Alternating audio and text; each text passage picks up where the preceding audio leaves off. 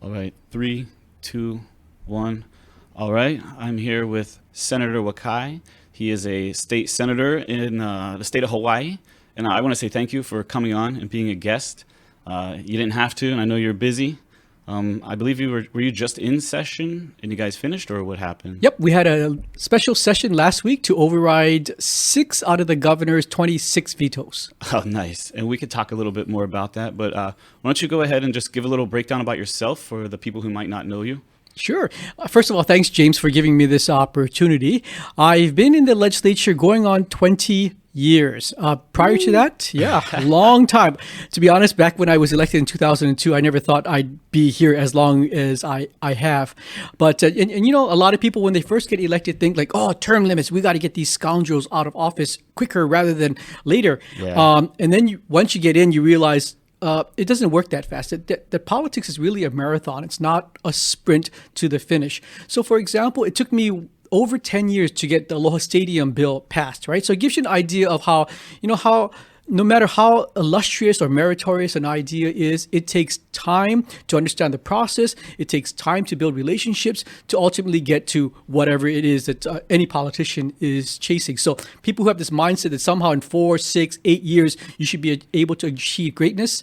No, that is actually a foolish thought process. So I've been in politics going on, as I mentioned, 20 years. Prior to that, for 11 years, I was in the television news business. I worked first after I graduated from USC with a journalism and sociology degree and a business minor. I went to Guam. Then I went to this place called Saipan, which is about 100 miles north of Guam. Spent about 4 years in the Marianas. Came back here, worked for KHON and KHNL, which is now Hawaii News Now, for another 7 years. But, you know, the news business was fun. It was exciting.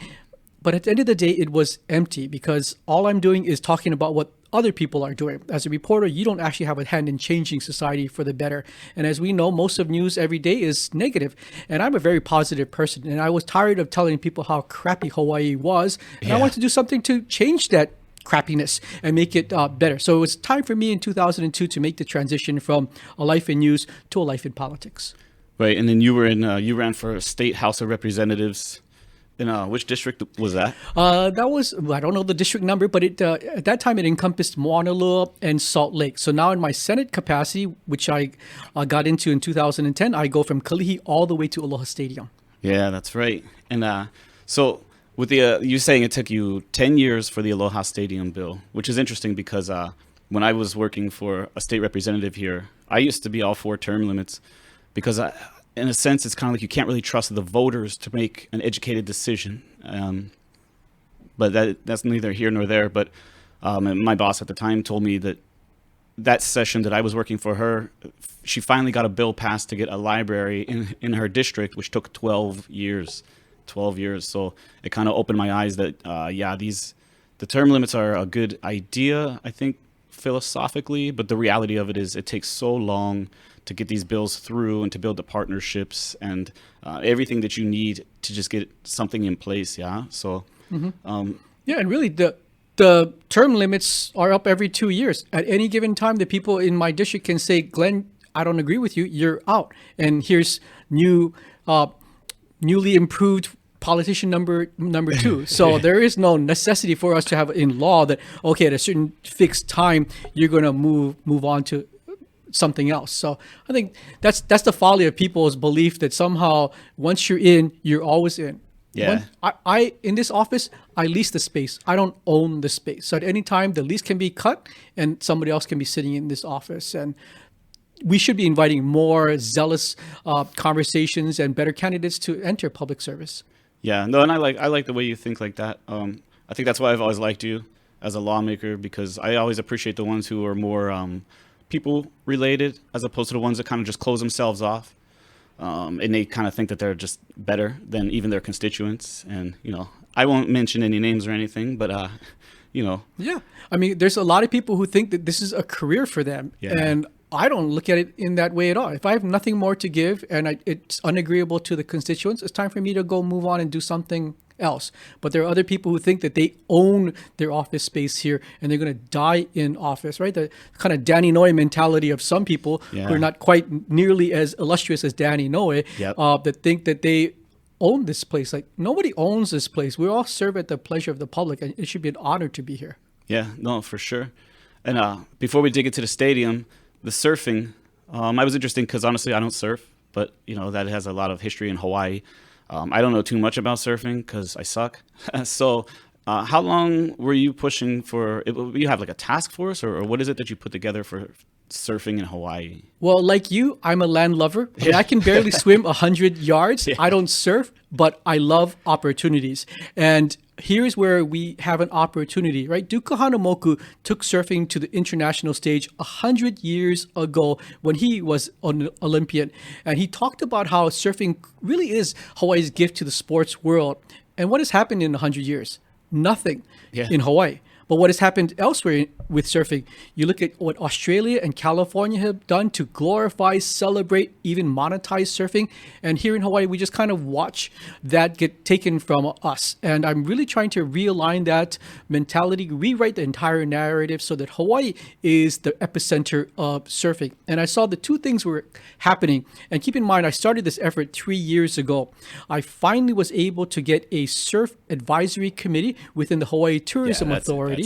And but I saw two things on the horizon. One, that surfing later this month is going to be a first-time Olympic event. That in itself is going to create a huge global interest in surfing. And then the second issue was the technological advancements with wave pools. 2 years ago, the World Surfing League had their first professional surfing event in the middle of a desert in Fresno, California, because they created a surf machine, a Kelly Slater wave pool that makes perfect waves back and forth. And if you think about that, the fact that we have a surfing event in the middle of a desert means that surfing can get taken to landlocked areas that never even touch the ocean. You can surf in Kansas. You can surf in Switzerland.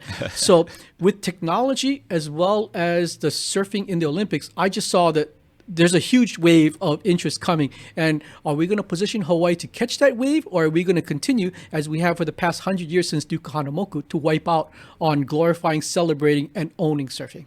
Yeah, no, Hawaii should definitely own it. I mean, that's kind of like what everyone, at least in some part of their mind when they hear surfing, they think of Hawaii, but then you get taken over by, like you're saying, Australia, California, even Brazil, these other areas. So I think that's awesome that you're trying to bring the light back to Hawaii, because Hawaii, it always gets overshadowed by so many other countries and even states with things that kind of like originated here. But so it's always good, I feel, that when people are standing up and saying, hey, no, that Hawaii has to be included in this conversation, because you guys kind of got that from us. So I like that. Yeah, so if you don't mind, Hawaii, we try to replicate what other places are doing. And I really think we should look at ourselves as to what makes us special and how do we share that with the rest of the world. So going back to surfing, it's embarrassing to note that there are 6 states in America that have competitive high school surfing, and Hawaii is not one of them. New Jersey has competitive high school surfing. I didn't even know that. For example, there is no surf museum in Hawaii. There's one in Bells Beach, Australia. There's one in Oceanside, California. 2 years ago, California designated surfing as their state's official sport. So you can see how, other entities are grabbing and really trying to take advantage of surfing. And here we are sitting in the middle of the Pacific as the, ground zero, genesis, originator of surfing, and we're looking just at other people having competitive high school surfing. We're seeing them glorify surfing through museums. We're seeing them designate surfing as their state's official sport, and we're doing nothing. We need to change that. Yeah, no, it's kind of like when you look at the I guess the monetization of even the Hawaiian religion and culture. Yeah, like I don't know how much of that money from selling all the tikis and things in Waikiki and using the grass skirts actually goes back to the Hawaiian people to get their houses built and things like that. And hopefully they'll have a say within that advisory committee, which I think I saw in an article that was something that you said. I'm not sure. For the actual native Hawaiians, will they have a say on that? So there's 2 other issues that I'm working on. I'm like the most Hawaiian Japanese guy you're going to meet, because I see, in addition to surfing, there are 2 other areas I'm chasing where, in my opinion, there's unique qualities about Hawaii that we're not fully taking advantage. So you touched on all of these talented artisans we have. So I'm embarking on a program called Artisans to Entrepreneurs, because what I think is a total disappointment is that we have the world's best feather lay makers. We have great carvers. We have people who can make tapa jewelry and clothing. And then they sell it at a craft fair, or they sell it at a swap meet, or they sell it at Merry Monarch under a pitched tent. Is that the best we can do for the Hawaiians? But it's not the fault of them. It's just they're really great craftspeople, but there's a business side that they're not being welcomed into, or not welcomed into, but shown that they can turn their Saturday hobby into something that's actually something their passion. They could actually make a living off of that. But we as a state don't put that together. We don't put together the artistic talents, whether it's performing arts, visual arts, or whatever. And how do I help monetize that? How do I help really bring that to life? And so I have that program with DBED and the Hawaiian community to try and turn artisans into entrepreneurs. Another area that I think is where we really don't take advantage of is hula. I mean, we have this idea that somehow we all laud the value of hula, all that it represents about the culture of Hawaii, but we have this mentality that people have to come to Hawaii to enjoy it. Just earlier this month or last month, we had the Merry Monarch Festival, right? You could think of it as a Super Bowl, the World Cup of hula, but everybody has to come here to watch it and showcase it. And there's a huge amount of interest in hula. How about we have a discussion about how do we export to a certain degree?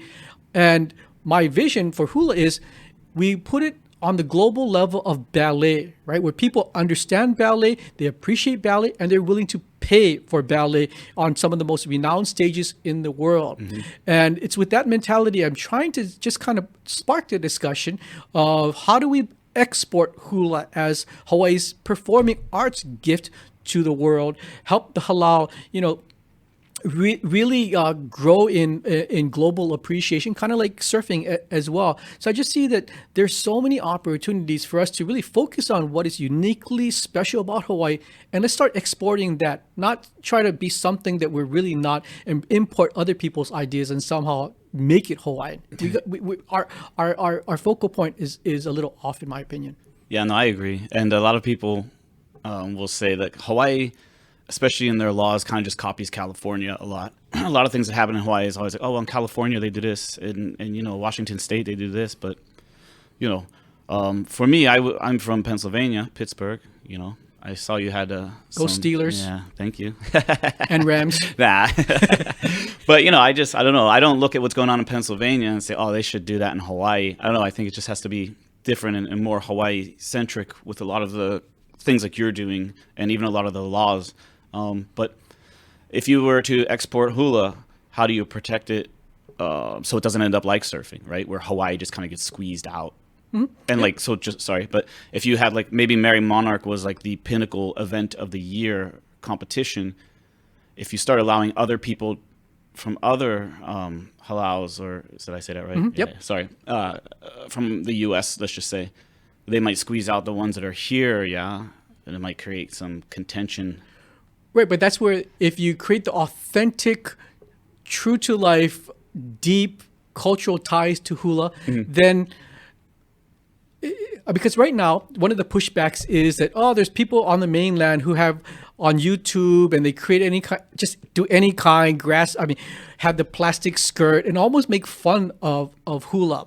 And that proliferates. And so people are afraid, like, we don't want more of that happening. Right. But my argument to that is, well, then how are you going to control that? That Yahoo crazy disregard and bastardization of hula will continue.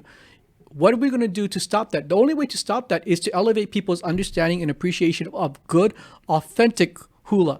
Then people are going to be in a discernment to realize that, what you're doing over there in your little studio making fun of hula is totally unappreciated. And I'm not going to sign up for your class. I'm going to sign up for this certified halal class, or however we structure it. And that's where it goes back to surfing as well. People say like, oh, we shouldn't think about somehow other people have stolen that from us, and it's wrong for them to have done that. It's like, we can't control it. It's gone. Yeah. So how do we control the future narrative? We take ownership of it. We rewrite the authenticity of hula, surfing, and then make people realize that here's the legitimate stuff. Don't go with the crackhead way of doing hula and standing on a board and saying that you're a legitimate surfer. You're not. Yeah, no, I like that, because if you take ownership of it and you just start telling people like, nah, this is how you do it. This is the history and the background. And that's why when you're over there with your grass skirt that you made and you're kind of like doing whatever, you're kind of disrespecting an entire culture. So I like that approach. Yeah, the ownership approach, and it will take time, of course, with everything, but it would be nice to see Hawaii recognized in those areas a lot more. I mean, people know like hulas, they know the grass skirts. It's always attached to Hawaii, but it is kind of attached to Hawaii in, I guess, more of a joking sense. Like, oh, grass skirts and grass huts. But that's not true, you know. It's there's a lot more depth to it. Yeah. So. Well, I mean, to use a football analogy, too often in Hawaii, we play defense, right? Correct. Don't do this is wrong, right? But you and I know that, in a football game playing only defense, you got to score some points. So let's play some offense. So I'm all about playing offense, right? I'll do the other side. And if they're doing something wrong, let's score more points on them and just show them a better way to really enrich and cherish and celebrate what's uniquely Hawaiian. Yeah, no, I love that. I like that. And then, so that kind of like, so when you're talking about the surfing as being an Olympic event, I didn't know, skateboarding is an Olympic event, right? How is skateboarding an Olympic event before surfing? I guess they were just the power of the X Games and things, I guess, to help push that through. That always amazes me. But now, yeah, like you were saying, they have those wave pools and things. That'll be interesting to see where that goes. And it kind of makes me think now in terms of like, it's too late now, I'm sure, but like with the new stadium that you've been working on and helping put through. It's too bad times are the way they are, because that would be kind of interesting if there was some way to incorporate that wave pool type thing into like a new stadium, because as much as I understand surfing, which is very little, it's not all year round in Hawaii, right? Because the waves. Yep. Yeah. So it's not too late. We are in discussions about putting a wave pool next to Aloha Stadium, because when you look at surfing, one of the reasons why it doesn't grow to be NBA, NFL, Major League Baseball status is unpredictable, right? And everything, if you're a successful sport, it has to be TV. It has to be driven by TV. And so we know that, if we buy a ticket for UH football game, it's going to start on a Saturday night at 6 o'clock. Yeah. In the surfing world, I kind of control Mother Nature. You might have 3 days of no surf, and then, if you're CBS or ESPN, like you can't, figure out a schedule based on that. But now, with the advent of a wave pool, we can say at 6 o'clock on a Saturday night, we're going to have the Aloha Stadium surf meet, and they can be assured, the TV guys, that this is going to happen. So I think that's where the technology has dramatically changed the way you look at and monetize surfing in the future. So a surf pool is not out of the picture for being something adjacent to Aloha Stadium in the future. Yeah, that would be pretty interesting. Because I had always thought too, I said, Hawaii is like in the middle of everything. It's in the middle of nowhere, but it's also in the middle of everything. You got to come through Hawaii. And I always wonder, like, how come we're not holding like outdoor UFC events at the Aloha Stadium? How come we're not doing more of that? Before the pandemic, whoever was on the stadium authority was really doing a bang up job. Bruno Mars, all these acts were coming in, and the stadium was like packed every time. Before that, wasn't really much, it seemed. But then, of course, COVID hits and then kind of trickles off. So in terms of COVID, how did that impact your legislative session? And then what were you thinking? Because you've been working on this stadium bill, right? And trying to get the money.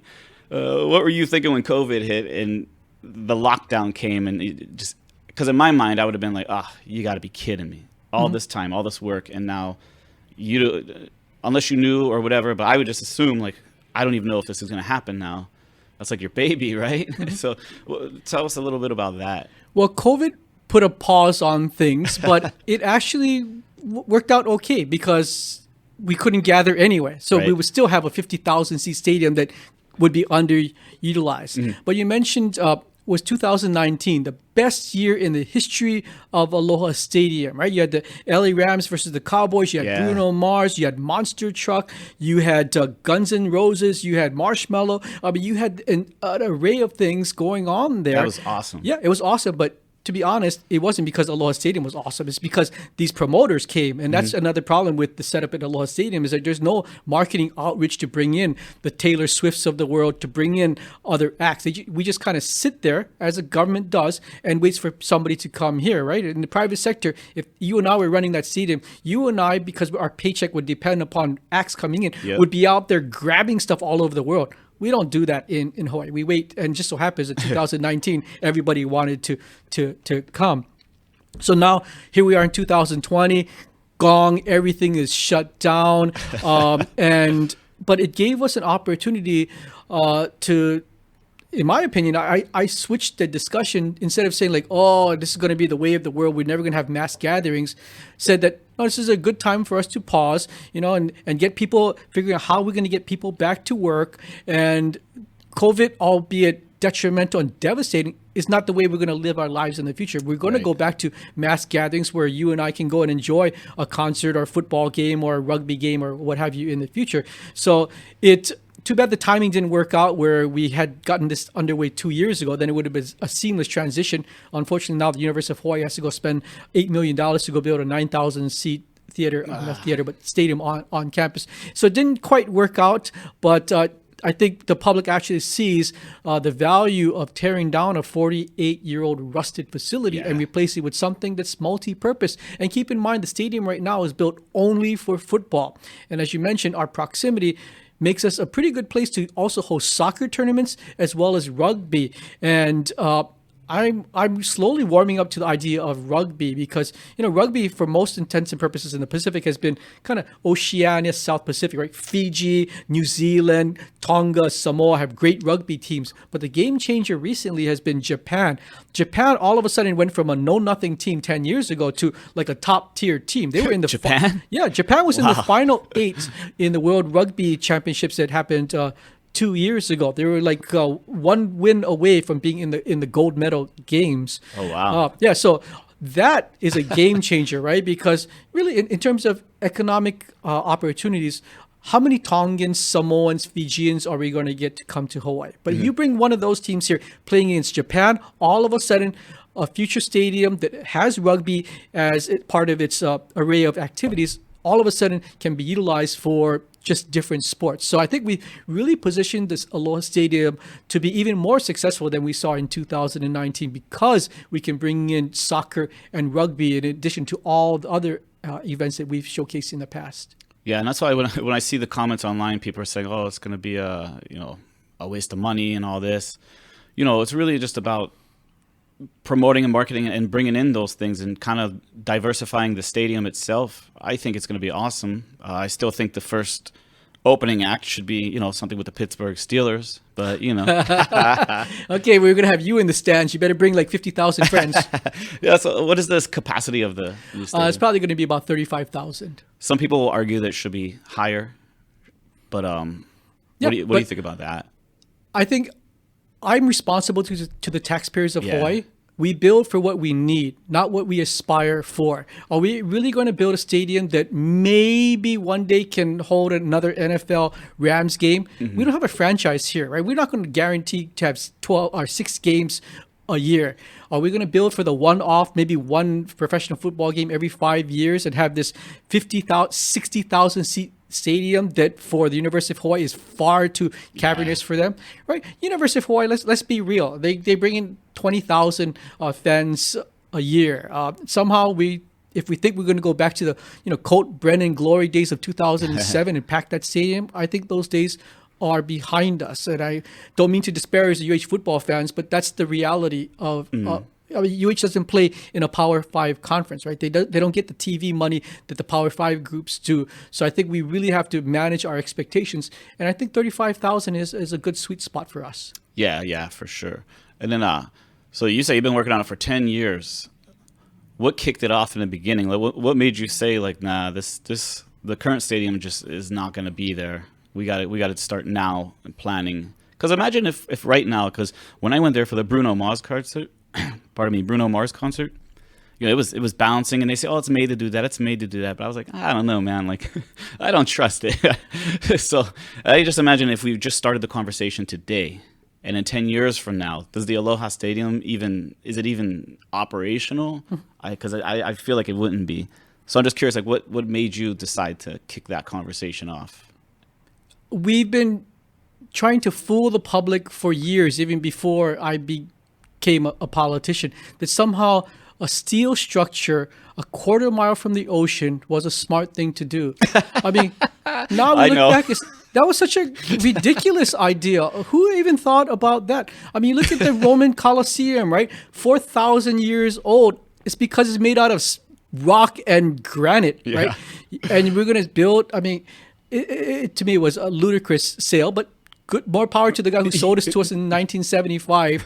And then they started to rust, and then they said this thing called patina. The green rust is supposed to make the thing stronger. It's like, what are you talking about? I mean, who in their right mind believes any of that craziness?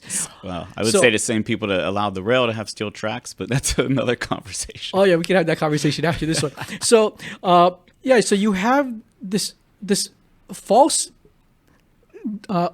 belief system that somehow a rusting stadium is a good stadium, and you and I are just commonsensical. Like, this is so ridiculous. We better start planning now, 10 years ago, to start building a new stadium. And if I was able to get it going quicker than I did, then we'd be talking about how great it is and glorious it is that we have a stadium, instead of, okay, we're going to cross our fingers in 2024, we hope to have a new stadium. But just the rust never stops, right? It continues to grow. It's a cancer for steel. And so we knew this day was coming, and that day came in 2020, where the stadium just unsafe and unfit for spectator sports. And then the new setup for the stadium, it's decided on yet, or still? Because they show different pictures. But the one I keep seeing more common is the one with the road around it, and then like the hotels. Yeah, so those are conceptual designs, but the reality is that later this month or next, we have 3 finalists that we vetted through. We want to make sure that if whoever's going to build the new stadium has actually built one in the past, right? Not just Johnny come lately, you and I, and we're going to MacGyver this thing, right? So we got 3 finalists who have the financial wherewithal, have a history of building successful stadiums across the planet. So those 3 are going to get to take a look at the RFP, the request for proposal. They're going to come up in the next 6 months with their best presentation, presented to the Stadium Authority Board, maybe January of next year. They're going to make a decision, and we're hoping whoever that lucky developer is, early next year, you're going to tear down the current stadium, and by this time next summer, we're going to start construction of the new stadium. Cross our fingers that in 2 years, we'll have a new stadium, just in time for the 2024 UH football season. Yeah, I think because a lot of people will compare the stadium construction to like the rail, right? But a lot of people don't understand what the rail is like. A lot of it is the underground, the wires and the sewers where the maps are off and wrong. You have to like go back and you have to move over 100 feet and things like this. But with the stadium, you're just tearing down and upgrading. But for the most part, I feel like they should know where everything is on the ground there, Yeah, but even more basic than that, James, is that this is not Rail 2.0. The stadium is a public-private partnership. The problem with rail is it's 100% paid for by taxpayers and 100% run by bureaucrats. Bureaucrats who have no consciousness on what deliverables are, how to cost contain, how to manage a project of that immensity. So the Aloha Stadium, we as a community have learned the folly of doing rail by government committee. And so we're going to bring in private sector input. Right now, the state is all in $350 million. We fully expect that the stadium that's going to be built might be somewhere in the neighborhood of $600 million, if not more. That difference in whatever the price might be is going to be borne by the investor, right? Once he puts in $200 million, he is going to want to see things done in a timely fashion, right? You cannot have this 40-year rail system, a 40-year stadium, and then him not being able to recoup his whatever investment it is. So that's where I think there's going to be a fundamentally different expectation and outcomes for the stadium versus all the troubles of the rail.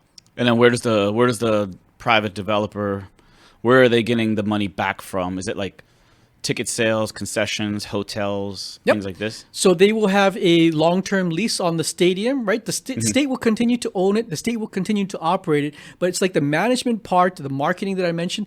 They bring in rugby tournaments, soccer tournaments. They get a piece of that action, which will help them reclaim whatever $200 million or whatever investment they make in 2020. They have a long timeline to recoup that money. But also keep in mind that the stadium itself is the crown jewel of that parcel, but there's 98 acres, and I'm actually more excited about the mixed use that's going to go around the stadium, because that's where you can have shopping centers, hotels, housing, theaters, you name it, wave pool, you name it, we can put that around the stadium. And that's where I think the innovation, the creativity can help us really monetize that 98 acres. Oh yeah, and I think in the amount of jobs that could be created too, would be great. It's interesting though, because you're saying the stadium could be done by 2024. That's the hopeful projection. Ooh, we can only hope, yeah. So that means like operational, like first game or whatever could possibly be 2024. Yes. Oh, I like that. And then, so in terms, so you once you figure out who you're picking to develop it, and then they're about to destroy the old one, is there any plans for like an aloha type ceremony for the stadium? So there's going to be auction. I'm going to buy 2 of those chairs. You can buy chairs. And okay, this might sound crazy, but I was telling the stadium authority folks, like, wow, why don't we make this like almost fun to tear down this old rusting relic? And we have like the what do you call those big balls?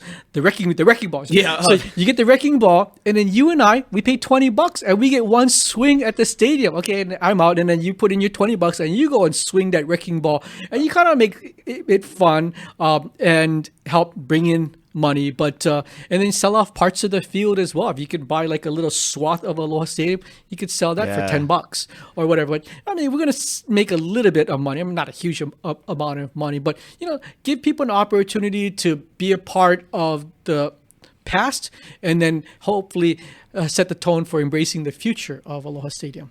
Yeah, no, that's cool. That's super clever. I mean, even if it was like an auction fundraiser, hey, $1,000, you can go in, you can swing the wrecking ball, and that money goes to maybe the stadium, some goes to like Shriners Hospital or something like that. That's cool.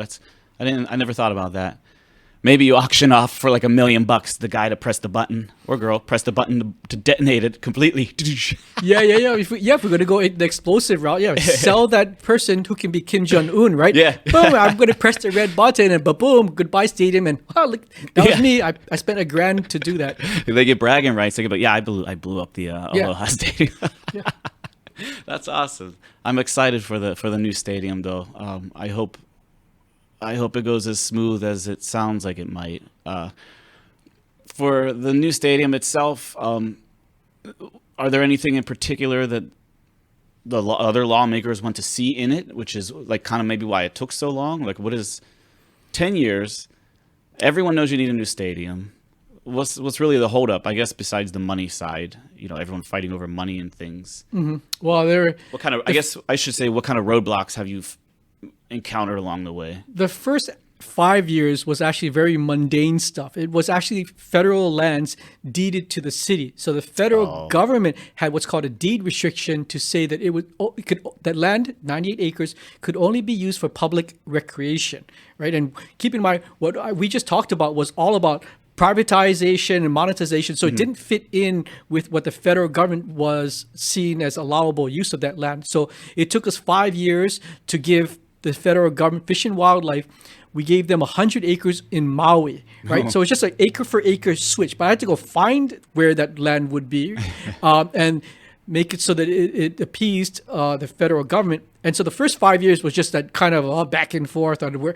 Now, 5 years ago, we have full title. Now the real discussion begins as to what is that going to look like. But to your point, chasing money. I mean, $350 million is not chump change, right? Yeah. So it took a little while for me to get my colleagues to see that. And, as you and I know that politics is kind of provincial, right? Why would the guy in Kauai, my colleague on Maui, care about the future of Aloha Stadium? They're not going to benefit. So I have to work with them and, just create a relationship as to this is for the good of Hawaii, and I'll vote for your Kauai health clinic, and Maui, you want to do water issues, I'll vote for you. Right? Yeah. The reality is you trade votes in politics, so it takes a while to figure out okay, how am I going to get your vote? Got the votes, and then we also had to set up the process, right? Who's in charge? It's one thing to have the money, then it's okay, now who's going to be responsible? So we had this past year we set up the entire process. So it's the the Stadium Authority is driving the process. But then they're being supported by DAGS, the Department of Accounting and General Services, as well as HCDA, the Hawaii Community Development Authority. So those two entities will be in support of the Stadium Authority. But we'll be fine to set up the mechanism as well as got the initial money to get this process going. Oh, that's 3 government agencies, though. That's why it takes 12 years, James. Yeah, you got to wheel and deal, right, for giving up somebody else's land. Hey, man, how do you even have that conversation? Can we? You're not using this, Dad. It's only a bunch of halikoa trees on there, so let's put this federal government in charge of the title for this land. And they were okay with it. I like that. So before I kind of switch up, because I know you're limited on time, is there any kind of other thing you want to touch on about the new stadium or anything like that? I think it's ripe for success because whatever you build, you have this hope that will the customers come, right? Mm-hmm. And my argument is the customers are there.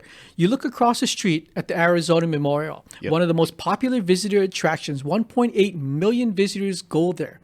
They see the Arizona Memorial, they get on the bus, and then they leave. So you have a ready-made customer base. So we could create a pedestrian walkway that connects the Arizona Memorial to this new dynamic district. Oh my gosh, in addition to you and me going there, we have a ready-made flow of customers there. To me, it's ripe for success. We have a rail stop, and we can argue all we want about the day when rail comes, but eventually there's going to be a transit system there that will bring people there. So I think we really have the right set of circumstances to make this entire stadium district really come alive. Yeah, for sure. Especially if, and again, I don't know the pure logistics of it or anything, but if the bike lanes, maybe through Honolulu, Chinatown, Kalihi, up into the stadium area, if that's a feasible thing, that'd be awesome. Even tourists, getting on their Bicky bikes, if it still exists then, going to the stadium. Well, we could make it even easier.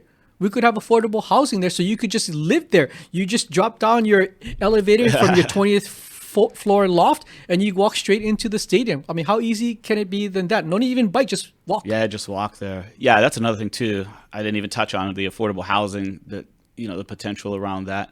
I'm excited for it. And again, I know you're limited on time, right? Yep. Cool.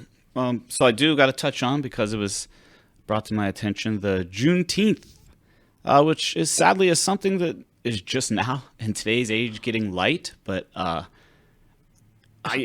just want to read this quote. It was in BigIslandNow.com. It says, as early as 1852, the Kingdom of Hawaii wrote into law the following: slavery shall under no circumstances whatsoever be tolerated in the Hawaiian Islands.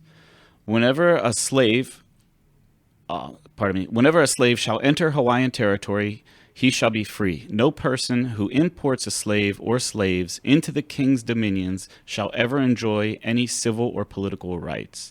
And that's from 1852. That was fascinating to me. And then now, finally, probably one of the most important times in the U.S. history is finally getting recognized. And you had a hand in getting Hawaii to pass that act, if I do understand correctly. Yep.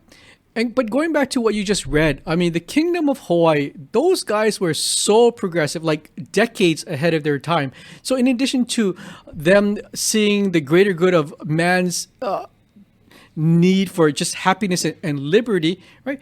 That back then they brought electricity to Hawaii. Yeah.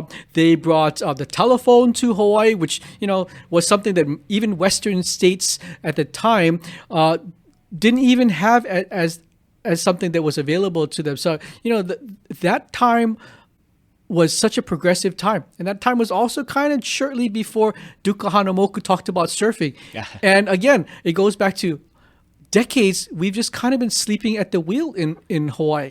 And Juneteenth is one example of that. So as you mentioned, it was more than 100 years ago when that statement was made. You would think we would have been one of the first to recognize this disparity in ethnicity and treatment of people. But we were the 49th state in America to finally recognize the significance of Juneteenth. So at least that's another embarrassing moment on our checkoff list. Yeah. But even you look at same-sex marriage, right? Yeah. Hawaii was, I think, the 16th or 17th state to legalize same-sex marriage. But back in the 1990s, Hawaii was the first state that even had this issue come to bear. There was a lawsuit, Bear versus Me'ike, that really just started the national discussion.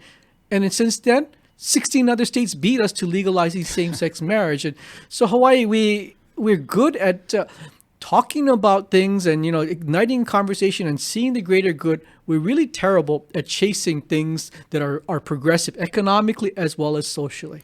Yeah, because it was, I believe the palace here had electricity before the White House, no? Yep. And a telephone. And see, those are things that people just don't even know. Like, they don't even realize. Like, when people know that I live in Hawaii, again, with the grass shacks and the grass skirts, but like, no, they had electricity before you. They were calling people on the phone before you, so Hawaii just has not gotten the credit. And for whatever reason, I mean, it's even like the legalization of marijuana. Like, everybody wants it. Other states are doing it and have done it already. There's, in my opinion, a huge chunk of change that we're missing out on. But again, Hawaii is just so far behind. And eventually they will legalize it. It'll probably get legalized federally before they do it here for whatever reason. But again, Hawaii behind the curve. I just don't know. I never understand why. Me as well. Well, I understand, like, just on a general economic development perspective, we're very risk averse in Hawaii. And we're, humans by nature are creatures of habit, but we've professionalized that in Hawaii, right? We like doing the same routines tomorrow as we did yesterday. And you look at the evolution of our economy. First it was, after the outsiders came here, it was whaling. Then it was the trade of sandalwood. A little over 100 years ago, it was agriculture that brought many ethnic families to Hawaii. Then in the 1960s, commercial airlines turned it into tourism. Yeah. And so from the 1960s till now, that's been our really economic drivers, tourism. We got to be evolving our economy into different areas. And we saw the folly of having tourism as our only economic engine last year when it all went kaput in 1 month. February of last year, gangbuster numbers of tourists coming in. By the end of March of 2020, we had the worst unemployment in America. Because why? Because we put all of our eggs in the tourism basket. Yeah, and my only fear is like when a lot of people talk about economic diversity and they start talking about bringing like tech hubs and things like that here. I mean, if you look at like San Francisco, for example, and now Texas, where all the tech companies are moving to, I mean, people are already complaining their housing costs are through the roof. The local people can't even find houses there now. And I just fear what that a tech industry in Hawaii might end up looking like because people are already suffering, yeah. I mean, probably by the end of the year, the median house price will be $1 million easy. Yeah. By next month, it'll be $1 million. I mean, even people who are trying to buy houses here are still getting beat out. And I know there's some entities on the mainland that are buying up houses. But here, I'm not sure if we have that same problem. But it's just when I look again at like San Francisco and these other places where the tech industry moves into, just kind of scares me because the local people are going to get so priced out. And then the other side of it in Hawaii, they don't pay the national average for wages. It's always so low. So, I still don't know if those jobs would keep local people here when they graduate. Like, why would you work here for, a quarter of what you could make on the mainland, even if your family is here? Yeah. Mm-hmm. So there's two things at play there that we as a society here in Hawaii have to get a handle on. And you're right. It's the cost, right? The cost of housing is crazy here, but the cost of other consumer goods, right? Whether it's milk or whether it's a car or whatever, we have to get some kind of control over the escalating costs. But at the same time, even if we get a handle on the costs, if we have the low wages that you speak of, and then let's be honest, tourism is a service-oriented, low-wage industry. Yeah. And so even if we were to bring down all of those costs, people would still have to have two jobs, right? Because we have to be able to increase their salary. So we have to re-engineer both of these in terms of bringing down the cost of life in Hawaii, as well as increase the quality and paychecks of people. I will leave the housing part to other people. Because my swim lane is energy, economic development, and tourism. I'm more geared to how do we get better quality jobs here in the state of Hawaii, so that you can have one tech coding job or technology related job and not have to have 3 part-time jobs in addition to that one job. Yeah. So it's a multifaceted but very complicated re-engineering that we have to do for our community. Yeah. And then now, a lot of people were enraged with the teleworking, because Hawaii was paying people to come to Hawaii to telework. What do you see, if anything, the future of like telework, even for like state workers? I know some state workers, like in my office, I work for the state, they were told you can go work at home. And in terms of like cost savings, I see teleworking as like a godsend for like state governments, local governments, because like there's so many properties that we rent and we lease that if you could just condense the spaces where all these departments are utilizing and just get rid of those costs, I feel like that would benefit the state overall. But I don't know if you have a hand in how the state handles teleworking and all that.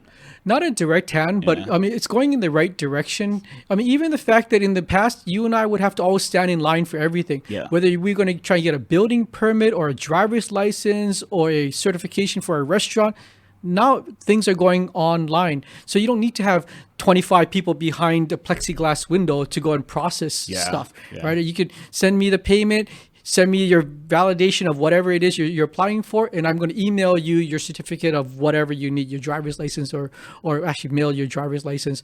But things are going the way of where people don't have to physically show up in buildings anymore. So to me, it makes a lot of sense to keep people working from home and save lease payments that you mentioned. And in addition, get people off the road, right? I mean, that's one of the biggest pain points in Hawaii is traffic, right? Whether it's a stadium or going to work, people hate traffic, right? That's a quality of life killer right there. So if I can keep people at home and off the roads, then there we go. We've enhanced the community in one little smidget there.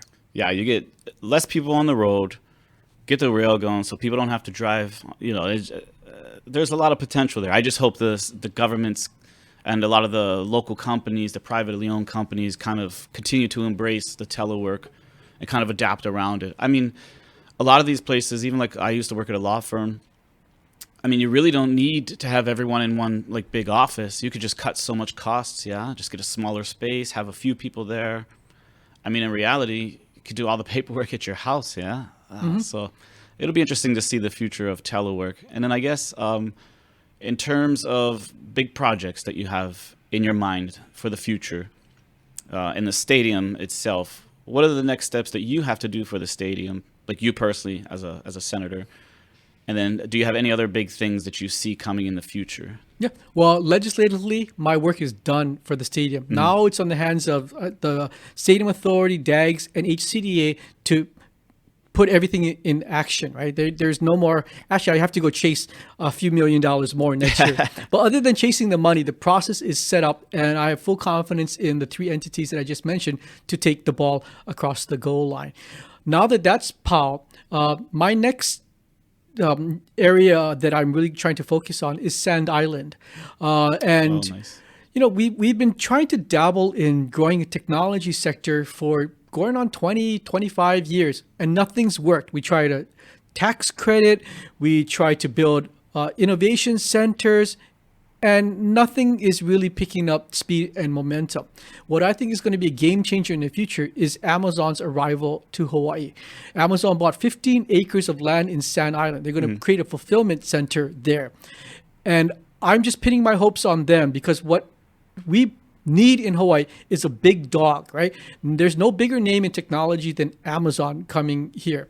So when they set up shop here, to me, that's where it's like our anchor tenant at Ala Moana. All of a sudden, we got Nordstrom's in there. We got a Macy's there.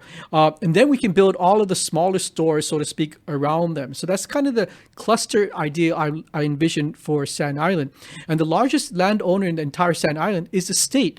And you and I know that Sand Island is full of just kind of rundown warehouses, kind of rinky-dink walk-ups.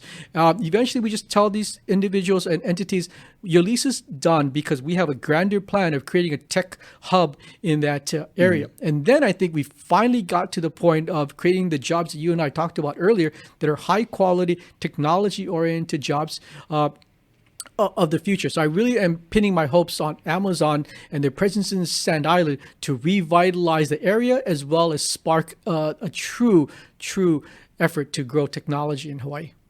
Yeah, I like that. My only fear is all this backlash that you see going on about Amazon, like how they treat their workers and the high turnover rate. I hope they understand that when they come here, we don't have that many people, so they can't just kind of push people out every 2 or 3 years. If you've seen these reports that are going on, you got to keep these workers there for a long time. You got to pay them a good wage and let them have rights as human beings and as workers. Yeah, but I kind of would hope that they realize that before they come here. When are they projected to open that, or even start? I know they've just put in a kind of permits for their parcel there, and they're going to spend north of $130 million. I don't know what the timeline is, but the fact that they put in the permits shows that they have fully intend to use that land. They're not going to let it sit fallow there. Oh, yeah. But to your point about what are the workers going to get out of it, Hawaii's not a right-to-work state, right? So when they come here, if their future employees decide that they want to unionize,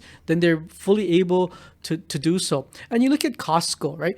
People had that fear of Costco coming to town, like, oh, they're going to just move out all the small mom and pops. They're going to just pay people minimum wage, make them work strenuous hours. And Costco has allowed their employees to unionize. And I don't know about you, but I've never heard anybody who works for Costco saying that they hate working for that organization. Well, they get paid good. Yeah. So, I think we should look at Amazon's arrival with the Costco model. If they come in here and they treat people like crap, then there's levers we can use in Hawaii to kind of force them to be better citizens. But I'm giving them the benefit of the doubt and hoping that they kind of act like Costco in the way they treat their employees. Well, then it's interesting because now if we kind of go back to talking about the local artisans and stuff, there could be a huge opportunity for them with Amazon here to kind of export their goods. Because I remember when there used to be the old international marketplace, there was always the guys carving out the tikis and the masks and all those things, but you don't see those down there anymore. So maybe something like Amazon, if there could be some sort of relationship built between them and the local artisans and things like that, that would be a next level type thing, I feel. Yeah, so. No, and I love your thinking because I'm going down that same route that you just mentioned. We have Made in Hawaii, right? The Made in Hawaii branding is so valuable, but we so underutilize it in Hawaii. Right now, the Made in Hawaii branding sits in the Department of Agriculture, which has no expertise on marketing, which has no money on marketing. Yeah. And I'm a believer that Made in Hawaii doesn't mean that it has to come out of the ground, right? Made in Hawaii can be an aloha shirt, it can be an ukulele, it can be like a value-added product that not necessarily attached to agriculture. So last week when we had veto overrides, we actually overrode a governor's veto, and we're going to move the Made in Hawaii branding from the Department of Agriculture to DBED, the Department of Business, Economic Development, and Tourism. That's kind of like, I feel like that's where it should have been in the first place. Oh, yeah. Somehow I don't understand how government works, but that was before my time. I don't mean to disparage the guys before me, but we're going to rewrite how the playbook is done. So we're going to move it to DBED. We fertilize it with $150,000 first to kind of get this thing going. If we actually get things moving and create the artisans into entrepreneurs, to your point, why should we, if we're going to be part of Amazon's portfolio, simply be spoke in their distribution network, right? We're going to get something from California. We're going to shuttle it off either to Australia or Japan or Korea, right? That Hawaii can be more than that. If we are going to be a fulfillment center, why don't we put locally made products into those Yeah, for boxes. sure. So Yeah. that Hawaii made mentality or rebranding is part of my greater vision to really fully utilize the coming of Amazon here in the future. I feel like there should be two tags. There should be made in Hawaii, which is those who are like 10% coffee, whatever, from Hawaii. But then there should be like real Hawaiian made products, which are 100% from people here crafting and carving and making it. But that's just my opinion. No, but so we're going to have a certification process, and we're still in the discussion purposes as to what that's going to look like. But I mean, to have really galvanize the value of made in Hawaii, we cannot have a wooden turtle carved in the Philippines with a Hawaiian sticker on there and sell it as made in Hawaii, right? Yeah. So we want to make sure that this is a truly legitimized, certified process. But we have to come up with what's the criteria. Is 10%? Is 50%? You probably can't be 100%. Like for apparel, for example, this we don't grow cotton, right? So it can't we can't have apparel be 100%. So we have to figure out like what's that happy medium where we know it's an aloha shirt, we know we didn't get the raw materials from Hawaii, maybe come from Southeast Asia, true. but it's still a made in Hawaii aloha shirt. So all of those details have to be figured out. But yes, we are. Some of us in Hawaii are thinking ahead as to how we're going to put all of these pieces together and fully take advantage of Amazon's coming here and use that as a means to spur local manufacturing. Yeah, awesome. And then, okay, so I know you got to go, but I just want to throw this out there. Amazon Aloha Stadium, you know, if they want to throw a couple 100 million and donate, maybe Bezos. Yeah. I mean, naming rights. Yeah. And I'm into like selling whatever people will pay for. Yeah. So right now, if you go to, well, in 2019, when there were actually events there, they had the Hawaii Credit Union. I can't remember the name. There's a credit union that paid $400,000 a year, which is a paltry sum for what value they got. So keep in mind, the Dallas Cowboys stadium, the AT&T Stadium, where the Cowboys play, AT&T paid $20 million a year to Jerry Jones for the naming rights. Wow, but wait till you hear what the Los Angeles Rams got for their stadium. They got SoFi, right, a college financial services entity, and they got SoFi to pay them $30 million a year for the next 20 years. So you can see how like naming rights are super valuable. Hawaii's not LA, Hawaii's not Dallas, right? We don't have the TV audience there. We don't have the professional franchise locked in, but we should be getting more than $400,000 a year when these guys are raking in tens of millions of dollars for their naming rights. Somebody's out there that wants their name on a stadium, and this is their chance. Right? Yeah. So you're right. If Amazon comes here or there's other big dogs that are around here, and get them to go put their names. And maybe they're not even in Hawaii. Maybe we just get a Fortune 500 company to put their name onto that stadium. Yeah. Or it could be like the Wakai family stadium, right? Like, then nobody's going to go there.